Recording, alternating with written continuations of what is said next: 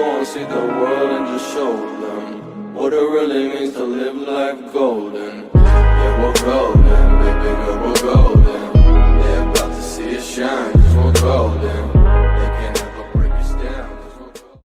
Assalamualaikum warahmatullahi wabarakatuh. Saya Arik Surya Wiratama dari 12 MIPA 9 absen 11. Di sini saya akan menjelaskan tentang materi dari lompat jauh.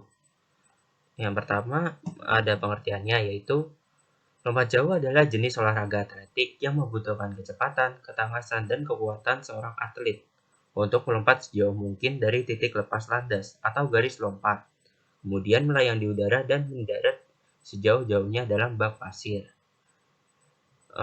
Lalu ada pula teknik dasar dari lompat jauh. Ada 4. Nih, yang pertama teknik awalan, yang kedua teknik tumpuan, yang ketiga teknik melayang, dan teknik terakhir mendarat. Kita bahas dulu satu persatu, yaitu teknik awalan. Yang pertama, jumper melakukan ancang-ancang sekitar 20-30 meter dari garis lompat, kemudian mendekati garis tersebut sambil meningkatkan kecepatan lari. Namun, pelompat harus bisa mengendalikan kecepatan lari terutama di 3-5 akhir sebelum garis lompat dan mempersiapkan untuk melakukan pengalihan dari kecepatan lari awalan menuju tolakan atau loncatan. Terus yang kedua, teknik kedua yaitu teknik tolakan atau loncatan. Tolakan adalah tahap di mana kaki melakukan lompatan di garis lompat untuk mengangkat tubuh ke atas dan melayang di udara sebelum nanti mendarat. Ketika melakukan tolakan, kaki sedikit dibengkokkan, kaki ditapakkan, dan tungkai diluruskan.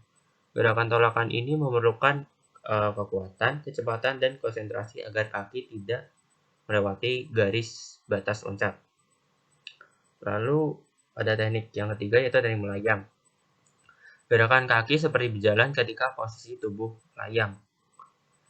Itu akan memudahkan kita dan memperluas jarak pendaratan kita. Selain itu juga, ada beberapa hal yang harus diperhatikan ketika tubuh melompat dalam posisi melayang.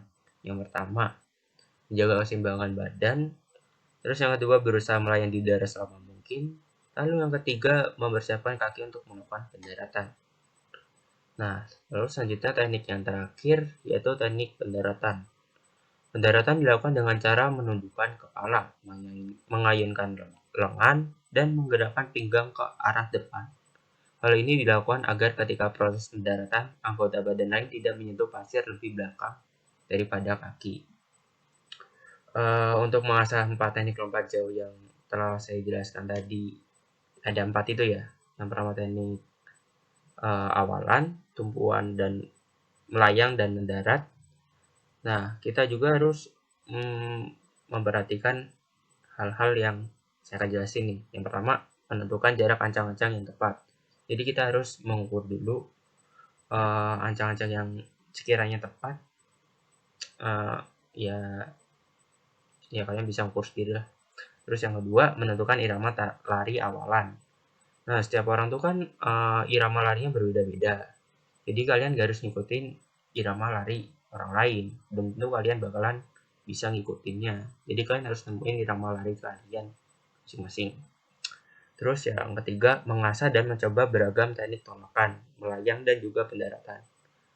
Jadi di poin ini intinya kalian harus bekerja keras hingga kalian menemukan titik di mana kalian akan bisa mendekati titik sempurna dari teknik lompat jauh. Lalu ada macam-macam gaya dari lompat jauh. Yang pertama, gaya jongkok atau gaya mengambang. Gaya ini merupakan gaya lompat jauh tertua.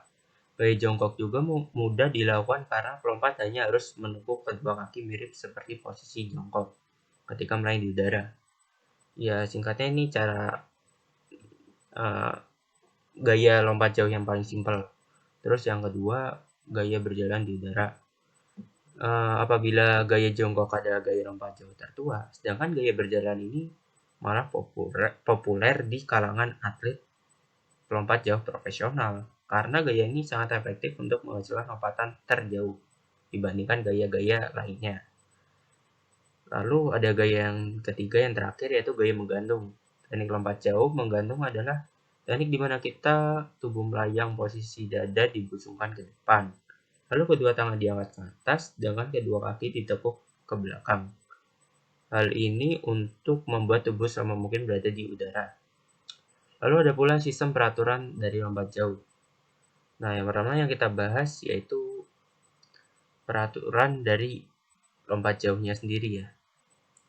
Yang pertama, ketika tolakan kaki kalian melebihi batas titik tolak, itu nggak boleh. Karena hal ini mengakibatkan lompatan tidak sah. Peraturan lompat jauh sejak awal tidak memperkenankan sedikitpun ujung kaki melebihi titik tolak ketika melakukan lompatan. Lalu yang kedua, tidak diperbolehkan melayang di udara dengan menggunakan gaya salto. Nah, gaya ini tuh menambah jarak lompatan secara signifikan ketika digunakan dalam lompat jauh. Nah, justru karena hal tersebut, maka atlet tersebut nantinya akan didiskualifikasi karena ya dihitung curang gitu. Terus yang ketiga, pelompat menyentuh bagian tepi bak pasir atau bagian luar bak saat melakukan pendaratan. Hal itu sama artinya jika pelompat tidak mendarat di area yang telah disediakan. Oleh karena itulah, juri akan menilainya sebagai bentuk diskualifikasi.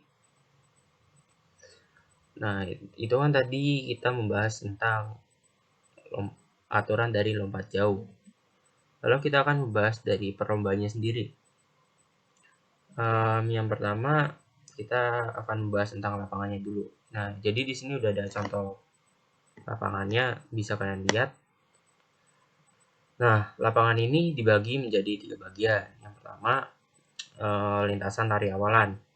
Panjang lintasan standar yang digunakan pelompat untuk melakukan ancang-ancang ya sekitar 40 meter.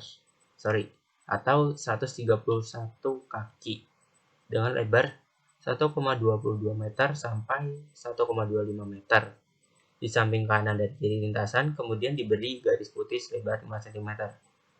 Nah, fungsi dari garis putih ini agar atlet tidak melebihi lintasannya atau offset gitu ya. Lalu yang kedua, papan tolak. Papan tolak berbentuk segi 4 terbuat dari kayu atau bahan lain yang sesuai dan dicat warna putih. Papan tolakan ditanam tak kurang dari 1 meter dari tepi dekat tempat pendaratan. Jarak papan tolak dengan sisi terjauh dari tempat pendaratan minimal 10 meter. Ukuran dari papan tolak sendiri yaitu panjangnya 1,21 sampai 1,22 meter. Terus lebarnya 1,98 sampai 2,02 desimeter. Lalu tebalnya 1 desimeter. Lalu yang ketiga yaitu ada tempat pendaratan. Nah, lebar dari tempat pendaratan lompat jauh minimal yaitu 2175 meter. 2,175 meter. Bak pendaratan ini diisi dengan pasir yang lembut, halus, dan sedikit basah, dan juga permukaannya harus rata dengan permukaan garis loncat. Nah, lalu kita akan membahas tentang aturan dari lompat jauh. Yang pertama, aturan pesertanya itu jika peserta perlombaan lebih dari 8 orang, maka setiap peserta diberi kesempatan hanya 3 kali lompatan.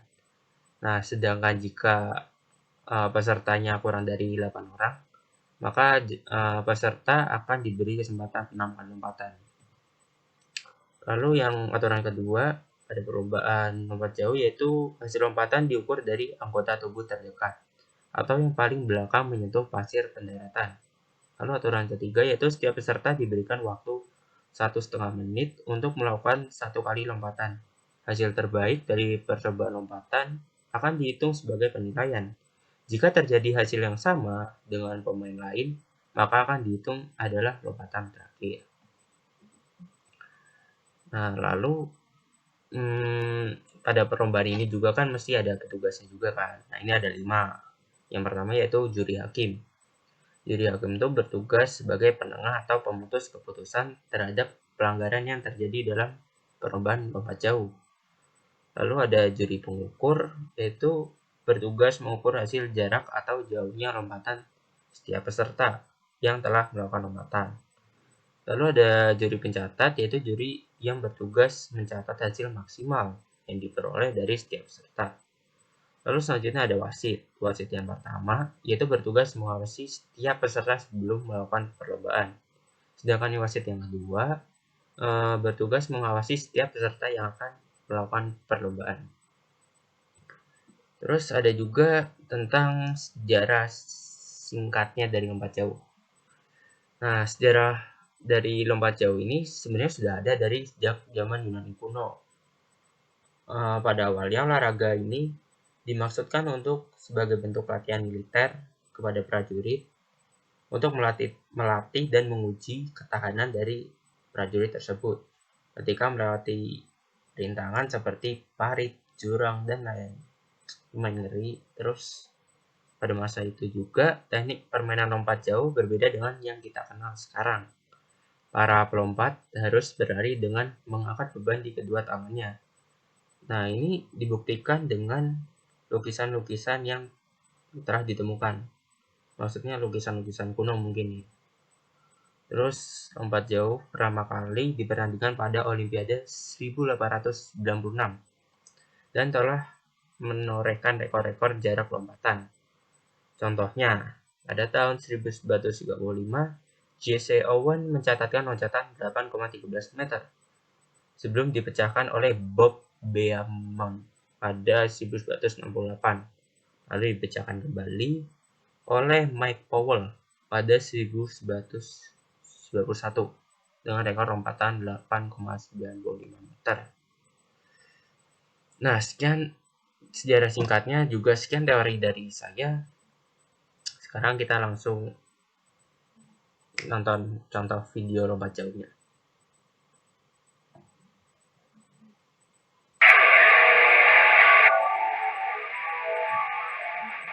Ini pertama-tama ancang-ancang dulu, lalu berlari sekuat-kuatnya,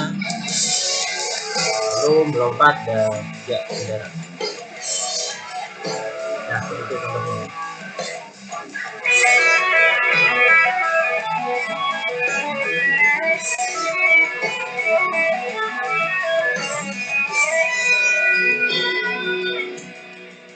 Terus ini contoh yang kedua nih.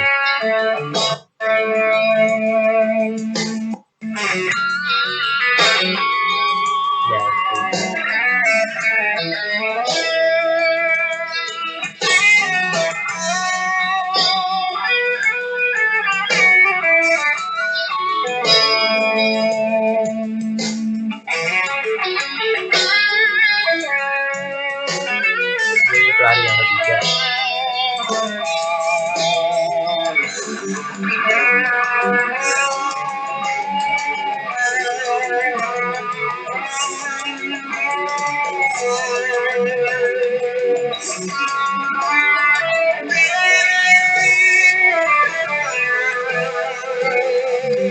Jadi kalau nggak salah tadi melakukan pelanggaran ya.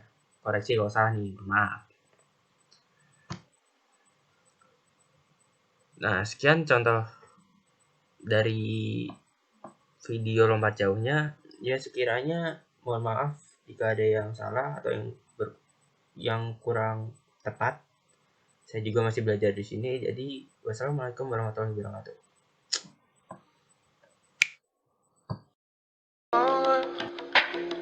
I'ma fuck up my life. I'ma fuck up my life.